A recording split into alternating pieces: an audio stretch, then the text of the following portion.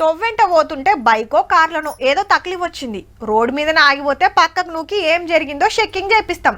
అదే రైలు బండి అయితే పట్టాల మీద ఏడాగినా వెనుకొచ్చే రైలు బండ్లు ఆపేస్తారు. దగ్గర పట్ల స్టేషన్కి వెళ్ళి మెకానిక్లు పోయి రిపేర్ చేసి పంపిస్తారు. ఇక సముద్రంలో తిరిగే ఓడలైతే బుడ్డ పడవల్ల ఇంజనీర్లు వచ్చి చెక్కింగ్ చేస్తారు. అన్నిటికీ ఛాన్స్ ఉంటది కానీ గాల్లో అట్లా కుదరదు కదా.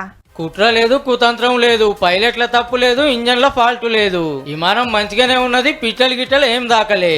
మరి ఎట్లా కూలిందంటే ఇంజన్ కు సమ్మర్ సప్లై గాక 2 ఇంజన్లు ఉంటే రెండింటికి ఇట్లనే అయిందని ఎంక్వైరీ చేసిన వాళ్ళు 10 కమ్మల రిపోర్ట్ ఇచ్చిర్రు. ఇయాల బరాబర్ 4 రోజుల కిందటి ఇదే దినం అహ్మదాబాద్ డిపోలు ఇట్లా గాలికి లేచిందో లేదో రెక్కలు తెగిన పచ్చి లెక్క 32 సెకండ్లలోనే తుపుక్కున కూలింది. సమ్మర్ కంట్రోల్ చేసే కట్కలు బంద్ అయ్యి ఆయిల్ సప్లై కాలేదట. గవి ఎందుకు బంద్ చేసినామని పెద్ద పైలట్ నేను ఆపలేదని చిన్న పైలట్ మాట్లాడుకున్నది రికార్డ్ అయిందట. ఎమ్మటే డిపో ఆఫీసర్లకు అర్జెంట్ మేడే కాల్ ఇచ్చినా కిందున్నోళ్ళు మాట్లాడే లోపట్నే గంత పని అయిందని తేలింది. గాలి మోటార్ల 242 మంది ఉంటే ఒక్కడు బచాయించిండు. మెడికల్ కాలేజీ హాస్టల్ మీద కూలే వరకు అందులో ఉన్న 30 మంది దాకా జీవిడిసిర్రు.